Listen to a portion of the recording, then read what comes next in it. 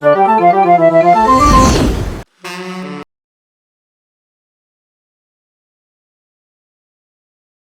राज्य था।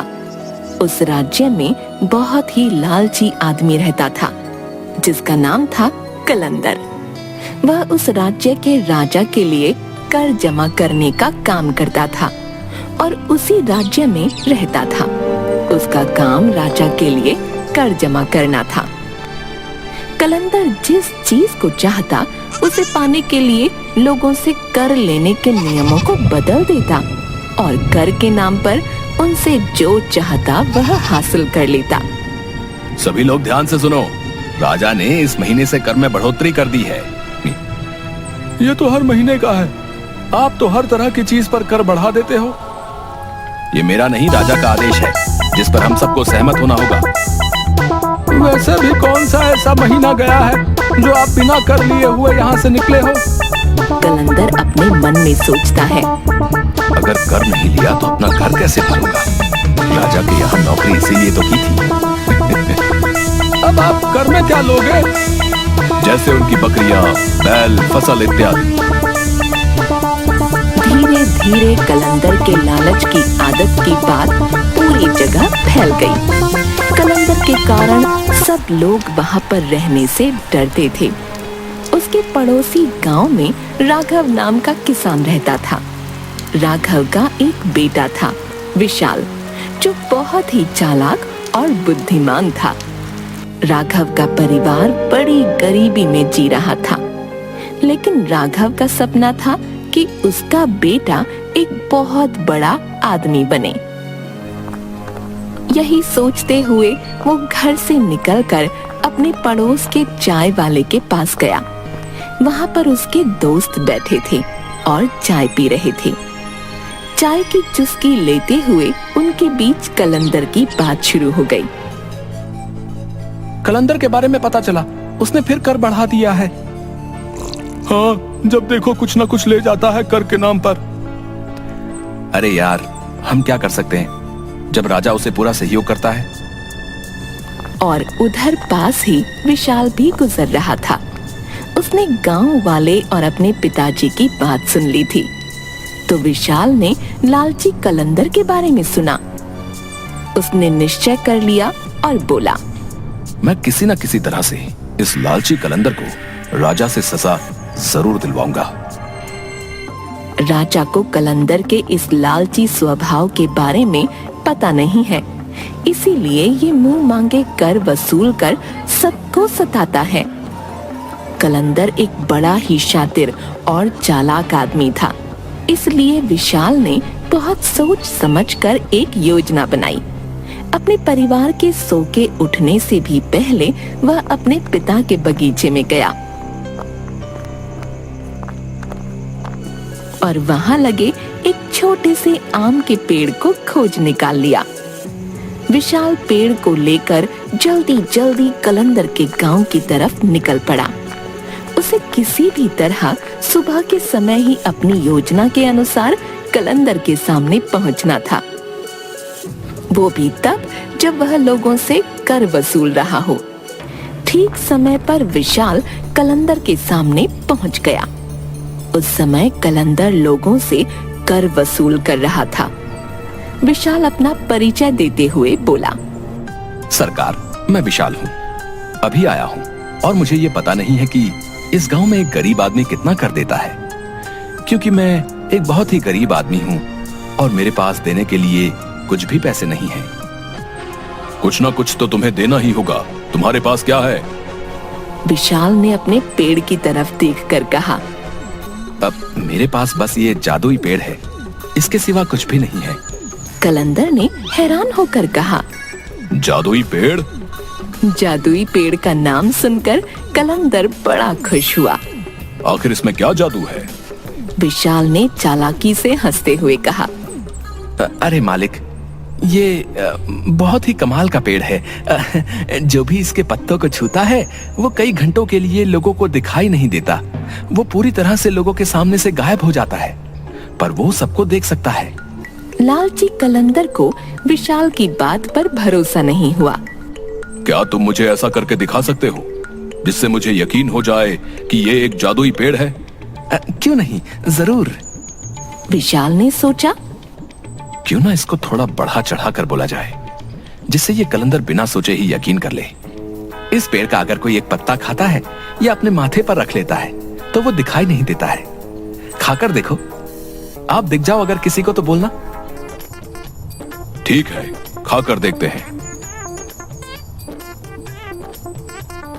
बताओ, हम दिख रहे हैं तुम्हें? नहीं, बिल्कुल नहीं दिख रहे हो। विशाल की बात सुनकर लालची कलंदर ने उसे ऊपर से नीचे तक देखा। अगर तुम यहाँ रहना चाहते हो तो तुम्हें अपना ये पेड़ मुझे देना होगा। मैं तुम्हें इस गांव में बिना कुछ दिए नहीं रहने दूंगा। इससे पहले कि विशाल कुछ कहता, लालची कलंदर ने उसके हाथों से उसका पेड़ छीन लिया और दौड़ते हुए अपने घर चला गया। घर जाकर उसने पेड़ की एक पत्ती तोड़ी और उसे अपने माथे पर रख लिया। वहीं पास में उसकी पत्नी बैठकर खाना पका रही थी। उसने अपनी पत्नी से पूछा, सुनो, क्या तुम मुझे देख सकती हो?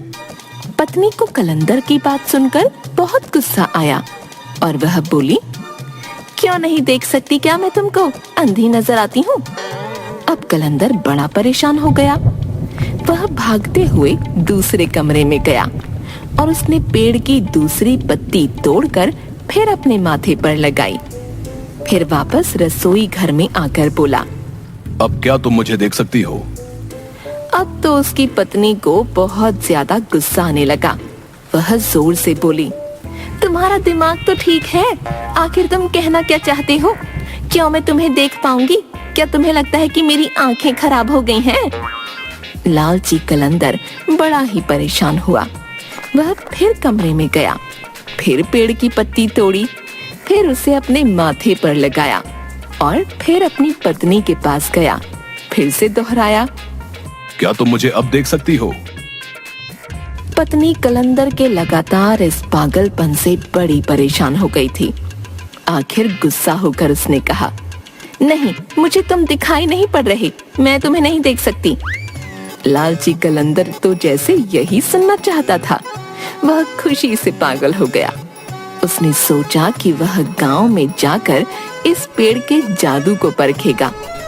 वह चौराहे पर खड़े होकर पेड़ की पत्ती माथे पर लगाए विचित्र विचित्र प्रकार की हरकतें करने लगा, किंतु किसी गांव वाले ने कुछ भी नहीं कहा, क्योंकि वह उससे बात नहीं करना चाहते थे, क्योंकि उन्हें डर था कि कहीं वह उनसे कर न मांगने लगे।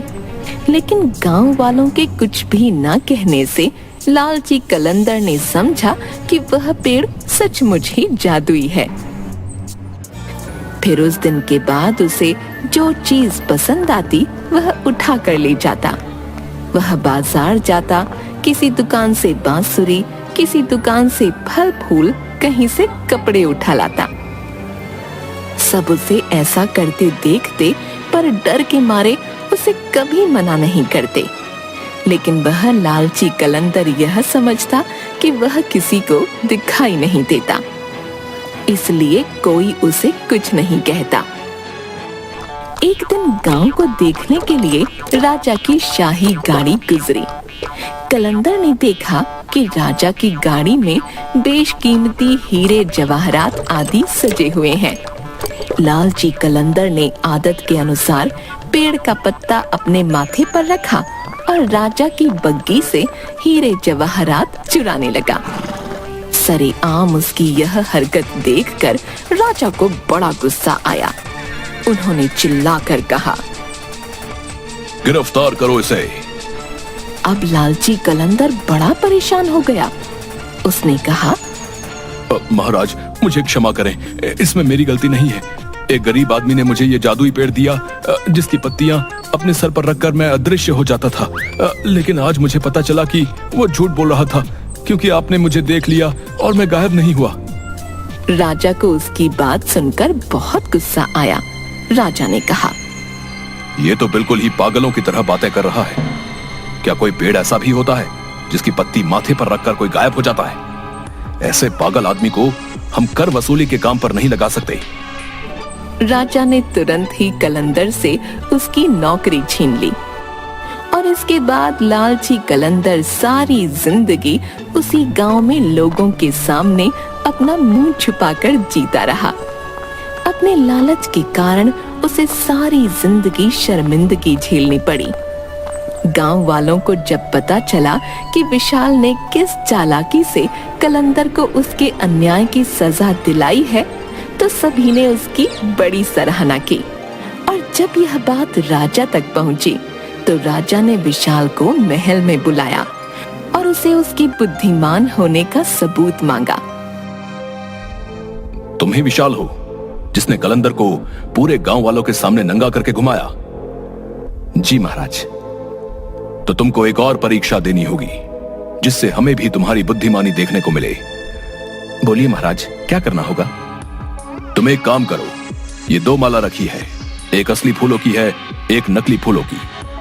अगर तुम इन दोनों में से कौन सी असली है और कौन सी नकली है, ये बिना छुए और पास आए बता पाओगे। अगर तुमने सही बताया तो हम तुम्हें राज्य का नया कर अधिकारी नियुक्त कर देंगे। विशाल माला देखकर दोनों मालाएं एक जैसी लग रही थीं और उसे लग ही नहीं रहा था कि दोनों एक जैसी कैसे हो सकती हैं। मगर असली पहचान के लिए उसने कुछ देर सोचा और कहा, आप अपनी खिड़की खुलवा दो। राजा सैनिकों को खिड़की खोलने को बोलते हैं। खिड़की खोल दो। बाहर एक मधुमक्खी फूलों के बगीचे में फूलों पर थी। वो सीधा उड़कर असली फूलों की माला पर आकर बैठ गई। महाराज, यही है असली फूलों की माला। राजा सोच में पड़ गया था। इसने तो माला को छुआ भी नहीं था। इसको कैसे पता चला कि ये माला असली है? उसने विशाल से पूछा। तुमको कैसे पता चला कि ये असली माला है? ये बहुत ही आसान था। कैसे? हमें भी समझा सकते हो? आपकी जो खिड़की है वो आपके बगीचे के बिल्कुल पास में है। आपके बगीचे में फूल लगे हैं और उन पर मधुमक्खियां मंडराती रहती हैं।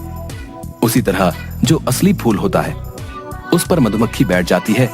मैंने भी वही सोचकर आपको खिड़की खोलने को कहा।